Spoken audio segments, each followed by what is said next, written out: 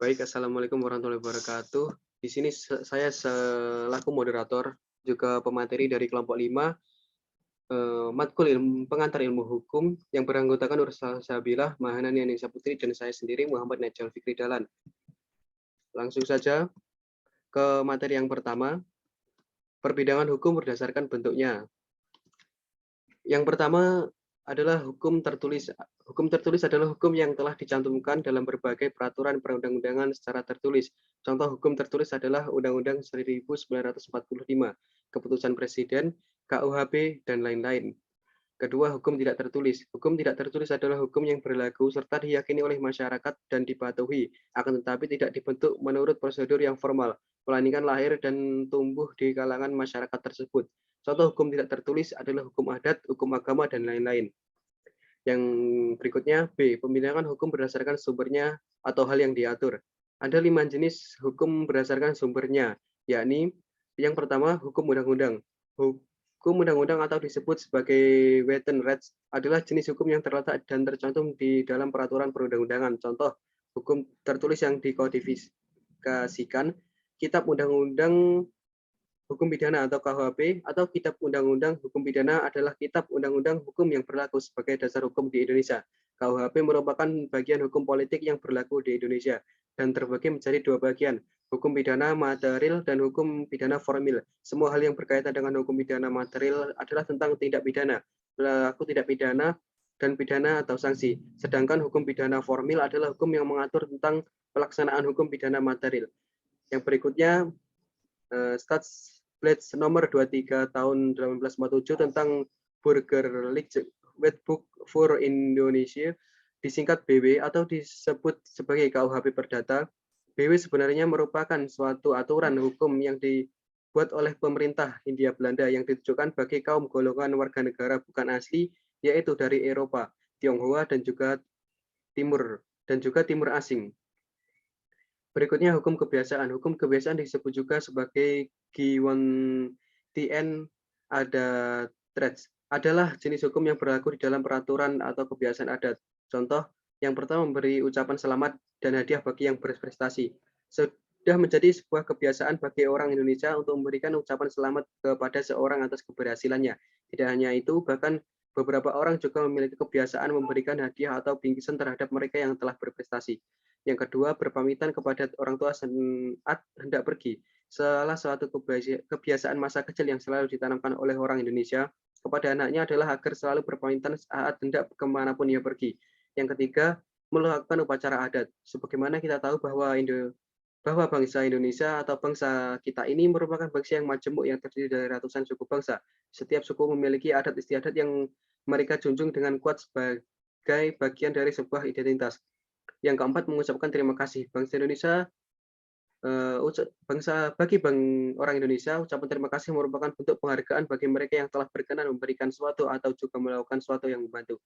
Yang kelima, berperilaku sopan santun. Sopan santun merupakan sebuah perilaku yang melekat dalam kehidupan masyarakat Indonesia.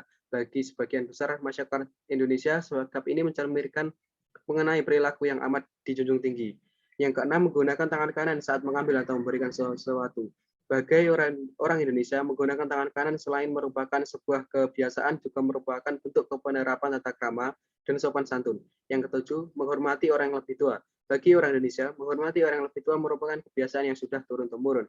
Kedelapan, menaati setiap peraturan yang dibuat. Hukum kebiasaan yang juga berlaku di Indonesia adalah menaati segala peraturan yang dibuat, baik ketika berada di lingkungan sekolah, kerja, atau bahkan di rumah. Itu jadi sebuah budaya yang mengakar. 9. Bersikap ramah. Bersikap ramah tamah juga merupakan kebiasaan yang melekat ke dalam kepribadian masyarakat Indonesia. Bahkan hal ini telah banyak diakui oleh masyarakat dunia. Berikutnya, C. Hukum traktat. Hukum traktat adalah jenis hukum yang diciptakan oleh negara-negara melalui suatu perjanjian antar negara atau traktat. Contoh pertama, perjanjian ekstradisi antara Indonesia dengan Malaysia. Kedua, perjanjian wilayah perairan antara Indonesia dengan Malaysia. Ketiga, piagam PBB. Berikutnya D, hukum jurisprudensi. Hukum jurisprudensi adalah jenis hukum yang muncul karena adanya keputusan hakim yang menjadi rujukan hakim selanjutnya dalam memberi putusan dalam memutuskan perkara dalam suatu proses pengadilan. Contoh pertama, hukum jurisprudensi tentang pencurian arus listrik. Kedua, jurisprudensi tentang pembayaran hutang sepasang suami istri pasca mereka bercerai dengan harta gonogini. Yang ketiga, jurisprudensi tentang jual beli dengan unsur paksaan. Yang terakhir, hukum ilmu doktrin atau hukum doktrin merupakan pendapat seorang sarjana atau orang terpelajar dalam menetapkan suatu hukum akan terjadinya suatu peristiwa. Terima kasih. Materi selanjutnya akan saya berikan kepada pemateri. Terima kasih. Baik, saya akan melanjutkan materi, yaitu pembidangan hukum berdasarkan cara mempertahankannya. Menurut cara mempertahankannya, hukum dibagi menjadi dua, yaitu hukum material dan hukum formal, atau hukum proses atau hukum acara. Nah, hukum material yaitu hukum yang memuat peraturan-peraturan yang mengatur kepentingan dan hubungan-hubungan yang berwujud perintah-perintah dan larangan-larangan. Contoh hukum material yaitu hukum pidana, hukum perdata, hukum dagang, dan lain-lain. Jika orang berbicara tentang hukum pidana, hukum perdata, maka yang dimaksud adalah hukum pidana material dan hukum perdata material. Selanjutnya hukum formal yaitu hukum yang memuat peraturan yang mengatur bagaimana cara-cara melaksanakan dan mempertahankan hukum material atau peraturan-peraturan yang mengatur bagaimana cara-caranya mengajukan sesuatu perkara ke muka pengadilan dan bagaimana caranya hakim memberi putusan. Contoh hukum formal yaitu hukum acara pidana dan hukum acara perdata. Hukum acara pidana yaitu peraturan-peraturan hukum yang mengatur bagaimana cara memelihara dan mempertahankan hukum pidana material atau peraturan-peraturan yang mengatur bagaimana cara-cara mengajukan sesuatu. Lalu perkara pidana ke muka pengadilan pidana dan bagaimana caranya hakim pidana memberi putusan. Selanjutnya hukum acara perdata yaitu peraturan-peraturan hukum yang mengatur bagaimana cara-cara memelihara dan mempertahankan hukum perdata material atau peraturan-peraturan yang mengatur bagaimana cara-caranya mengajukan sesuatu perkara perdata ke muka pengadilan perdata dan bagaimana cara hakim perdata memberi putusan. Selanjutnya pembidangan hukum berdasarkan tempat berlakunya. Menurut tempat berlakunya hukum dapat dibagi menjadi 4. Yang pertama hukum nasional, yang kedua hukum internasional, yang ketiga hukum asing, dan yang keempat hukum gereja. Hukum nasional yaitu hukum yang berlaku dalam suatu negara. Hukum internasional yaitu hukum yang mengatur hubungan hukum dalam dunia internasional. Lalu hukum asing yaitu hukum yang berlaku dalam negara lain, dan hukum gereja yaitu kumpulan norma-norma yang ditetapkan oleh gereja untuk para anggota-anggotanya. Terima kasih. Hanya itu yang dapat saya sampaikan. Materi selanjutnya akan dijelaskan oleh pemateri selanjutnya. Baik, terima kasih. Selanjutnya saya akan menjelaskan mengenai slide selanjutnya.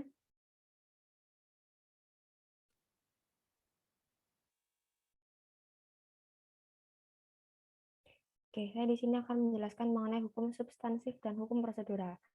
Secara ringkas, saya akan menjelaskan bahwasanya hukum substantif ini merupakan isi pokok atau unsur yang merupakan segenap peraturan yang dikeluarkan mengenai apa saja yang boleh dan tidak boleh dilakukan.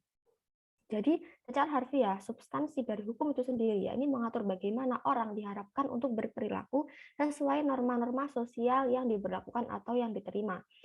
Di sini dalam kasus pidana, hukum substantif mengatur bagaimana bersalah atau tidak bersalahnya suatu masyarakat atau suatu personal akan tindakan yang dilakukan.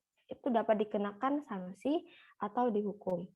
Nah, hukum substansif itu sendiri yakni dapat kita sebut sebagai hukum tertulis yang berkaitan dengan hak dan kewajiban dengan pihak-pihak terkait.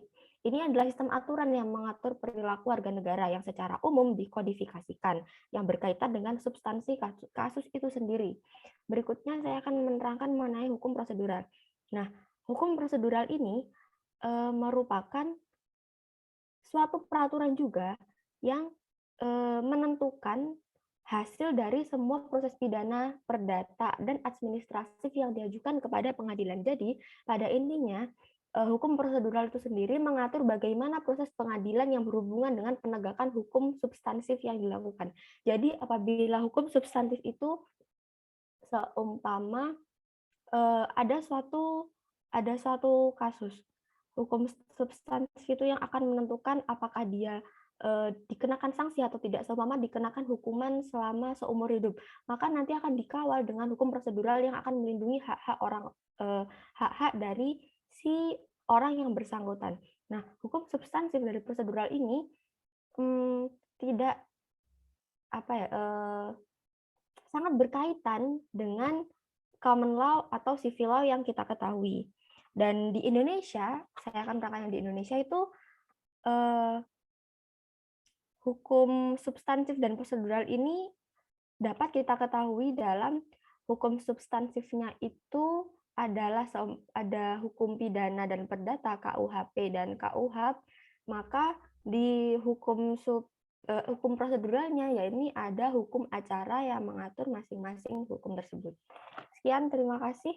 Saya kembalikan kepada moderator. Baik, terima kasih atas penjelasan dari semua pemateri hari ini. Dan saya cukupkan presentasi dari kelompok kami, ada kurang lebihnya mohon maaf. Wassalamualaikum warahmatullahi wabarakatuh.